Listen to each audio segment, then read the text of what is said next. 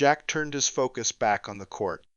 He looked back down on the officials he noticed earlier that rattled as he looked over them. Grand Minister Lucius. Lucius placed his right hand over his left rib cage, where a heart should be, in acknowledgement. Bring the court in order and list our issues of the kingdom. Ah, so it begins. Grand Minister Lucius thought. He turned and spoke to the officials, and so began the Holy Witch King's court session. Grand Minister Lucius's voice rang out. Let court come to session, His Grace. The Holy Witch King presides. The floor is open. You may state your business. For a short time, only the sound of bones and a few sticky coughs from the zombies were heard. The officials were comprised of skeleton undead and zombie undead, male and female. The Holy Kingdom of Dagoth wasn't known to be racist or gender-biased on the whole. The way it was put by the Holy Witch King previously, we all have a skeleton within us. The Kingdom of Dagoth's crest was a symbol of Wholly Undead. The skull on the crest wasn't so much to show they were undead, but that by being dead, they were brought closer to each other in the embrace of death. Jack looked down to his right, casting his gaze on the first official seated in the Unlife section. Looking at His Grace, the official stood up. Unlife official Thompson requesting permission to speak. Using their names to request permission to speak is so convenient. I have no idea who any of these officials are. Jack inwardly praised. Jack tapped his femur ferula. Clink. Many officials shuddered. Why was the Holy Witch King so cold today? Did he wake up on the wrong side of the tomb? Unlife official Thompson was a zombie. Thin and tall, his skin a shade of gray, wearing merchant vestments, he spoke. Southern boneyard workers are on strike. They are demanding more compensation for the work they provide. We can all understand wanting more money, but we pay the same for all boneyard workers. If we increase the wages of the southern boneyard workers, then we will need to increase the wages of all the boneyard workers, lest they form a union. It had to be known that the officials were fearful of a union forming among the workers. If all the workers banded together and forced a shutdown, this would cripple the supply of building material and other useful products. This would have a rippling effect on the whole economy. The worst part about this issue is that the two houses couldn't come to an agreement on this issue. Every time the House of Unlife sent a proposal for increased pay to the House of Undeath, it was immediately rejected. The House of Undeath always stating that they couldn't bend to the threats of the workers. What's a boneyard? I mean, I know it's a place full of bones, but what are they using them for exactly? Jack was full of questions. The book he absorbed didn't contain a list of resources used by the undead or the kingdom. All eyes were on Jack now, while Leslie was still absent-mindedly sitting on his chair arm. She had started to lean against the Holy Witch King, coming into contact with his shoulder pauldron. She looked very delicate compared to their massive size. I will answer all issues, one by one, once I have heard everyone. Clink! Jack was using his rod as a gavel. If the officials knew this, they would surely cough their souls out. They assumed this was done out of impatience and displeasure. Startled, Unlife official Thompson quickly spoke. Of course, Your Grace. He quickly sat back down and began to wipe the black sweat that beaded up on his brow. Jack glanced back down at Lucius, signaling with his eyes. Lucius picked up on this. Next issue. Grand Minister Lucius's voice rang out. This time, War Marshal Veruca spoke up. As a war marshal, she sat with the officials of Unlife. War Marshal Veruca requesting permission to speak. War Marshal Veruca was a large female zombie. Dressed in heavy plate armor, she looked like a gold-plated tank. She was a head shorter than Jack, but just as wide. She didn't, however, have her helm on, and her face could be seen. She had a childish face with red irises and long teal-color hair that had green highlights, which bore a stark contrast to her hulking build. The Holy Witch King in full regalia was massive, but War Marshal Veruca was close to this size without her armor. With it, though, she was an army of one. Clink. Jack's rod rang out again. I have been held here in the city of Saigunrai for a year now. Me and my army should have been sent to the northern border. Dissatisfaction oozed from her voice. Jack's eyes slowly descended to see Veruca when he heard her sing-song voice. Wow! This is a female undead Hulk that has such a feminine voice. Her voice is more girly than Leslie's. The War Marshal stood fearlessly under the gaze of the Holy Witch King. This one seems to be very bold and righteous. Noted. Jack thought. To the north is the Republic of Stonejedge. What have they been doing to warrant our War Marshal Veruca to pay them a visit? They have been raiding the small towns and villages for the last year and a half. We have taken quite a bit of loss, and we are quickly losing the trust of the people in that region. In addition, the Republic of Stonege has been showing designs on taking the glowstone mines to the northwest. I can take my forces and rout them in 3 months' time.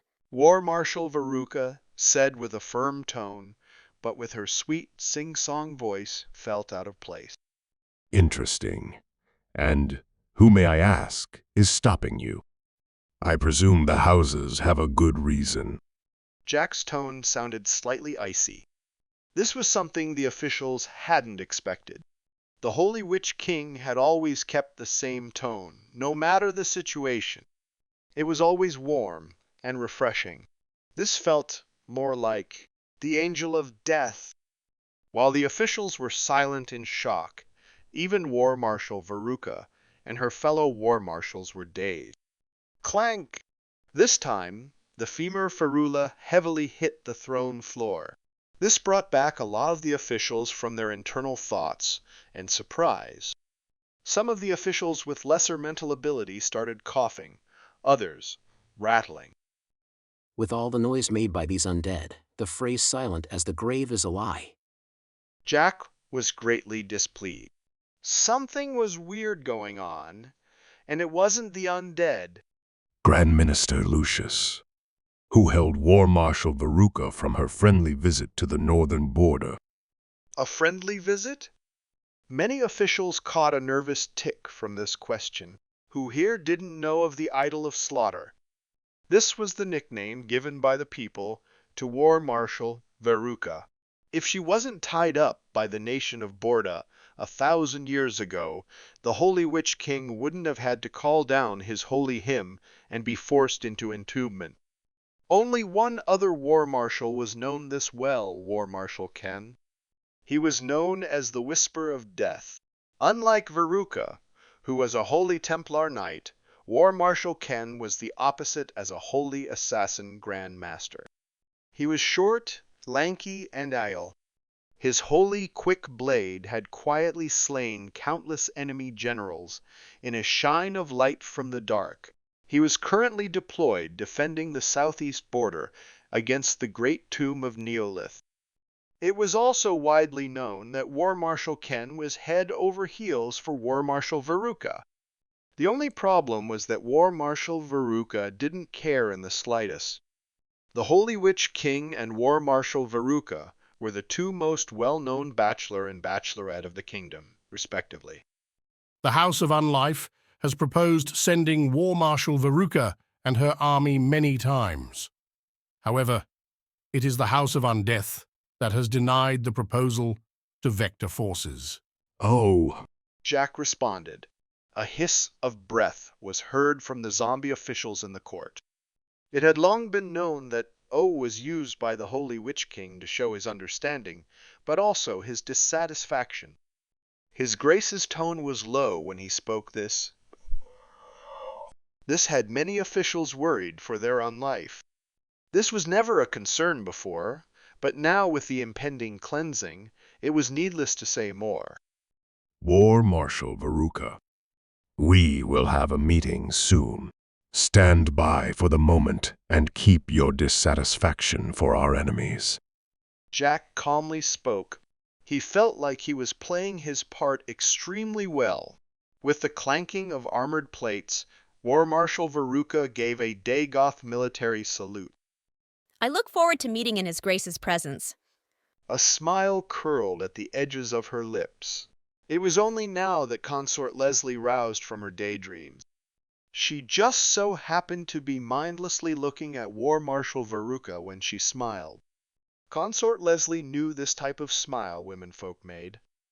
Leslie had yet to realize that she was propped up on the arm of the throne, leaning against the Holy Witch King. War Marshal Veruca sat back down. Clink! Again, next issue? Lucius called out. Murmurs had finally started to circulate among the officials. Jack waited patiently on his throne while overlooking the officials. So now they start to murmur it up, these sorry officials.